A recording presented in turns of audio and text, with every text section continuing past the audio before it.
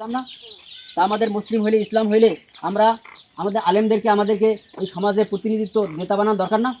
যদি তাদেরকে আমরা নেতা বানাই, তাদেরকে আমরা ভোট দিয়ে জয়যুক্ত করি, তাহলে এই দেশে কোরআন আইন চালু করবে। কোরআন দিয়ে দেশ চালু করে তাহলে কি শান্তি আসবে না? চোর থাকবে না, তারপরে সুদ থাকবে না, ঘুষ থাকবে না, মহিলারা পর্দা করে চলবে, তারা সুন্দরভাবে জীবনযাপন করতে পারবে, তার সম্পদের নিরাপত্তা থাকবে। এরকম থাকবে ইসলাম আসলে। ইসলাম ছাড়া অন্য কোনো কাউ যদি এতদিন যারা চালাইছে তাদের কোনো কারোর নিরাপত্তা ছিল না, ছিল না। এই জন্য শান্তির ধর্ম ইসলাম, আমরা সেই দাওয়াত নিয়ে আসছি।